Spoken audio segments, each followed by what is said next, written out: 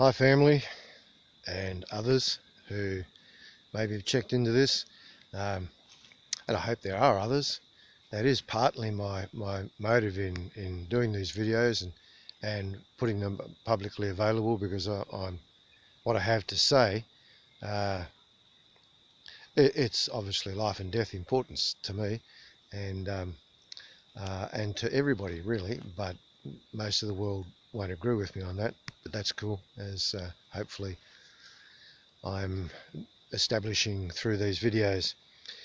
But these are deliberately intended for my family, that the important things that I would love to have had conversations about with you over the years, had we been living together, as it would have been so good if it were possible, but that's just not the case.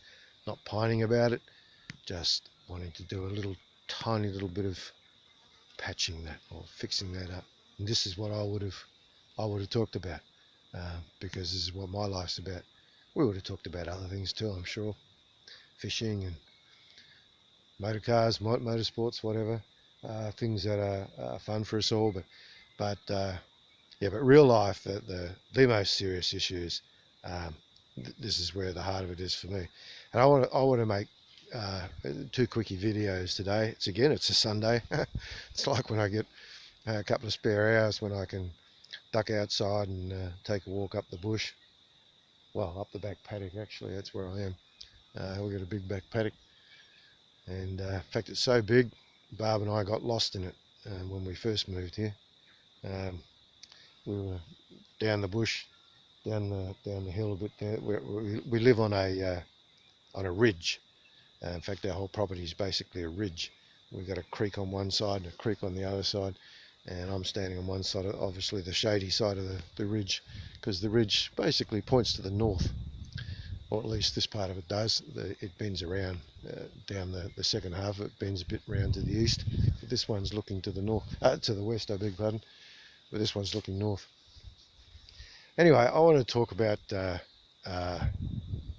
why I trust the Bible in this video, and in fact, I want to talk about it using words like proof, because that's a word that I am familiar with. It's a word that I'm very comfortable with. It's a word to do with, we use it a lot in the science realm, and so I'm not using it lazily, but I am going to use it in a general sense, and I'm going to use it in a legal sense, and I'm going to use it in an historical sense in this video. Firstly, just talking up from a personal point of view, why I trust the Bible. Well, we use that word prove. When anything is proved, it ends up that somebody trusts something because it's now been proven. Either a person is trusted, or a fact is trusted, or a particular machine or something like that is trusted because it's been proven. And I sit on chairs back at our house because I've proven them. I know that if I sit on them, they're not going to break underneath me. And personal experience, I've proven them. They'll take at least my weight. I therefore trust them. And in the same way, I've tried the Bible. I've personally lived it, or tried to live it, for all my adult life, and certainly the last 10 or 12 years or so. I've gone hard out doing that, and I'll talk about that another time when I do a video on discipleship, because prior to 12 years ago I wasn't a disciple. I was a believer but not a disciple, and there's a big difference about how you then live the Bible. Basically, not being a disciple is really not living the Bible, or very ineffectually, because the guys Jesus took as his disciples, they were discipled, and that was how Jesus meant it to be all along, with everyone subsequent to that who became his followers. So yeah, I've tried it. I've put it to the test. The things that he said would happen if I live this way are happening, and or have happened, and and he's also done that with others within my life, so my family and friends, and he's even done it to those uh, who are haters of the Bible, or enemies, I suppose. And I've seen the same deal happen, that there has been consequences of that are in direct accord with what the Bible says would be the case. So personal experience, and you could say, oh, that's just your observation. That's true. That's all I am claiming with that. But then there's the observation of others, and there are literally millions of those who would make the same claim as me. Some of them have put it to the test. That is, they have put their whole life on the line. In fact, they've given their lives for still trust. They'd rather continue to trust what the Bible says than to continue to live. And so they've died having that preference.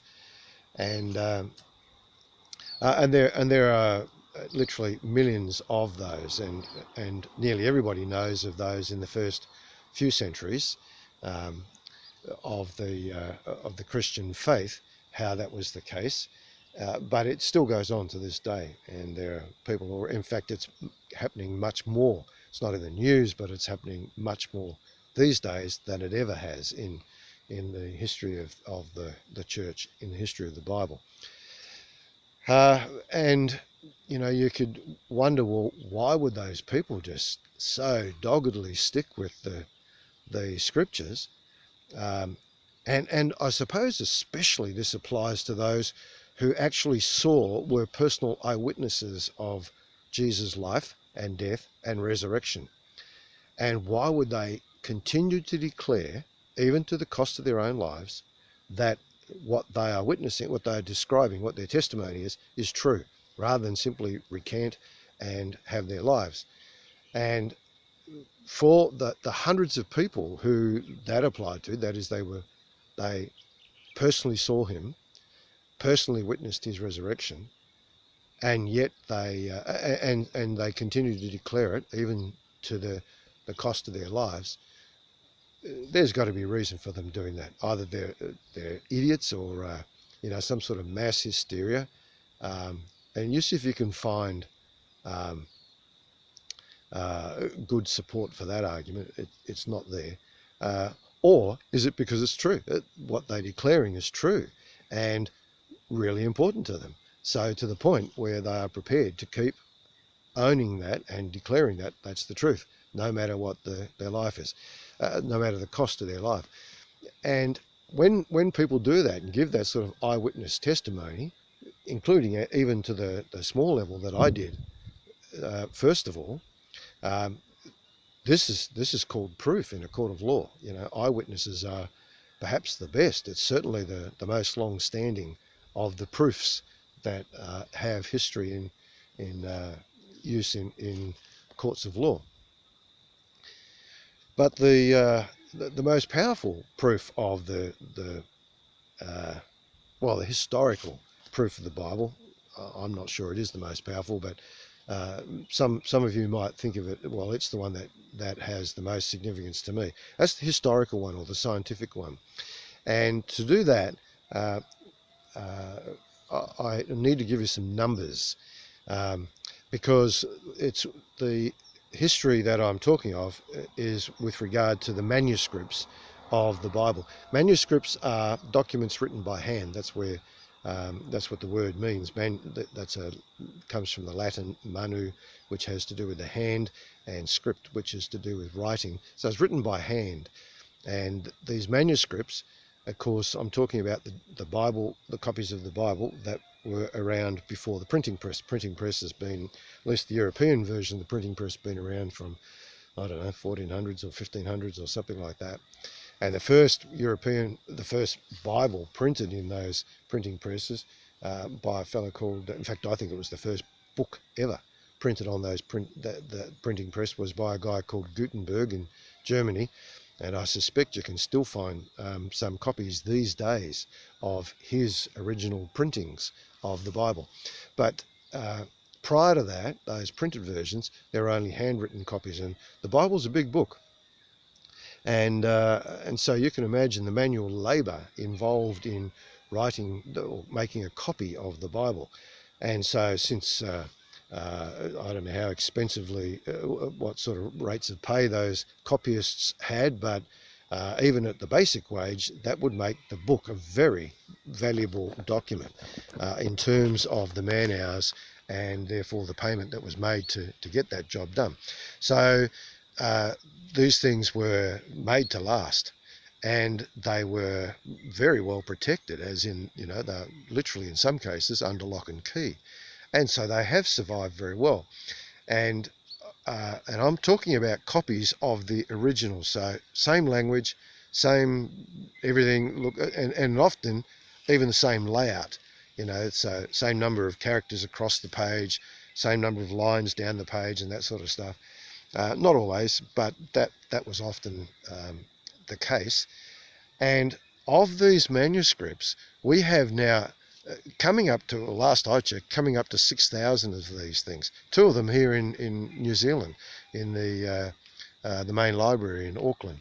And those two, I think, come from the 11th or 12th century. But they're manuscripts, and they are manuscripts that document the historical consistency, as in the accuracy of the copying from one to the next to the next. Because the lie, of course, that's got around the world is that there are all these copyist errors that has rendered the modern day Bible nothing like the original. You know, a Chinese whispers story is how the lie usually gets around.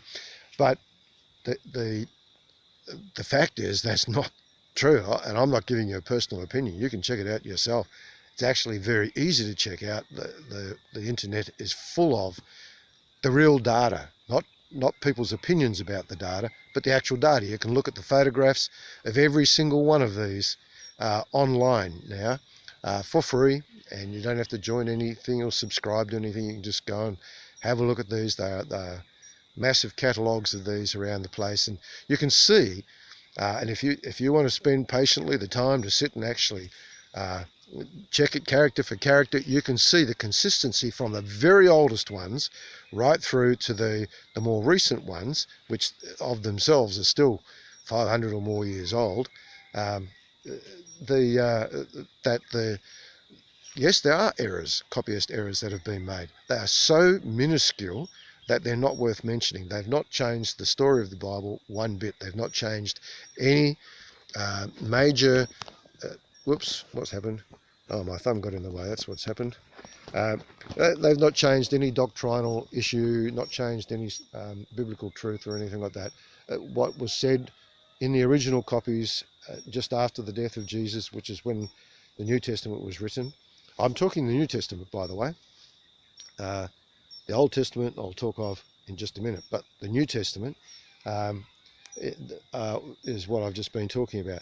And there's, as I said, nearly 6,000 of these things in the original language, because all the New Testament was written in Greek language, the Greek then, not the modern day Greek, but the Greek of those days, which was a little bit like the English of these days. Namely, it was the language that was used all around the world for historical reasons. And again, we talk about that another day why, but that was the case, that even though it was actually conquered by, much of the world was conquered by Rome at that point, and Latin was the sort of language of the street, Greek was the language of literature. Greek was the language of the law courts. Greek was the language of the universities. Greek was the language of learning. And so this Greek library was put together of the church, and they wrote to one another in Greek. And for many of them, their natural native tongue was Greek. In fact, that was the main reason, because most of them, their natural native tongue was Greek, even though they are now living in a Roman-dominated world. And the reason for that is because prior to that, the Roman Empire, there was the Greek Empire established by Alexander the Great, and his huge spread and conquering powers across the known world then, and then he established this language as by force the language that everyone, if you want to communicate, you have to use. So that was what it was written in, and we still have these copies of copies. We don't have the original, at least I don't think so. We have copies of copies and so on. But some of those copies, not many, but a few of them go right back, possibly to this, while there were still original apostles alive. And they certainly, some of them are strongly believed to be that old. That there's good evidence to believe that. How they date them and that's another story for another video. We can talk about that in the comments if you like. I'm just telling you, I'm trying to keep these short, and I know this one's going to be a longish one. But there it is. That's you can trace that back, and you can see this long line, and we're still finding more these days, unearthing them in ancient libraries and stuff. More and more of these manuscripts, and adding to them, some of them hidden away inside other documents, and that in itself is another science. But even if we had none of that, that alone is a very powerful and very accessible proof. And by the way, 6,000. You know how many documents we've got of similar reliability of, say, Julius Caesar? As far as I know, it's around 10. And those 10 that we've got, the oldest one would be within, I don't know, maybe 300 to 500 years. Yeah, I'm really guessing. I know it's a long time from the time of Julius Caesar himself. It's a long gap. Whereas in the Bible ones, the oldest ones are within the lifetime of those who wrote those. So, you know, it's chalk and cheese in terms of comparison. And nobody seems to have difficulty believing that the stories of Julius Caesar are real. Why we have any difficulty believing this, that the Bible accuracy? Well, I do know why, because it speaks to me. Whereas Julius Caesar speaks, his history speaks about him and that era. But the Bible was a living book. It still talks about now. It's what God says about him and us at any time. So that impacts me. That makes me either receive it or reject it. And that's what's going on. But even if we didn't have any of those manuscripts in the Greek, the originals, what we have got in even more abundance, I think it's of the order of possibly double that. It might be around the 10 to 15,000 translations in the many languages that were of over those centuries.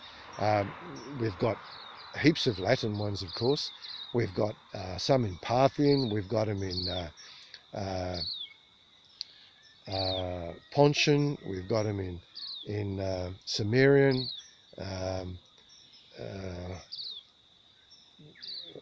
What else is there around in that area? Aramaic and Armenian, and yeah, and some more modern languages. Modern in the sense that we still know about them, and they're still live languages today, even though they might have changed.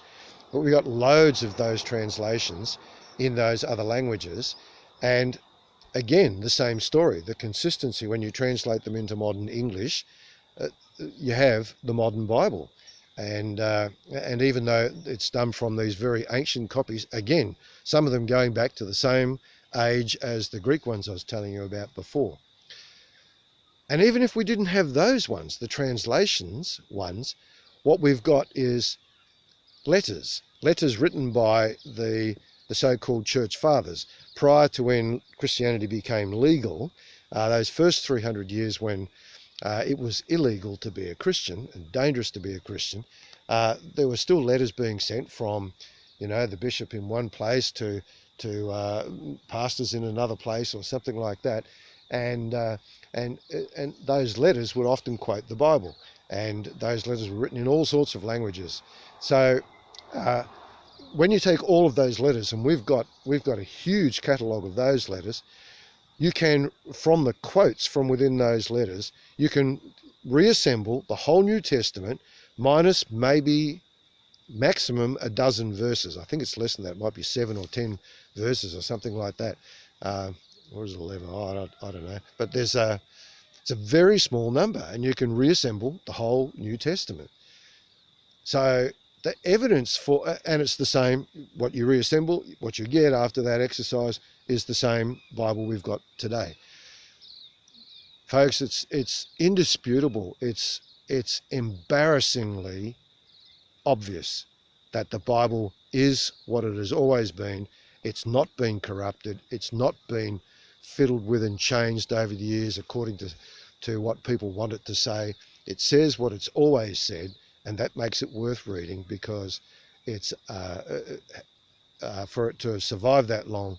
Anyway, I don't want to commit further, except to say it's a proven book, and anybody who thinks otherwise can only do so because they haven't looked into it. There is no excuse for any rational person to make a claim that the Bible is unreliable. That option isn't there. It's like the so-called Flat Earth Society people who say the Bible is unreliable. You're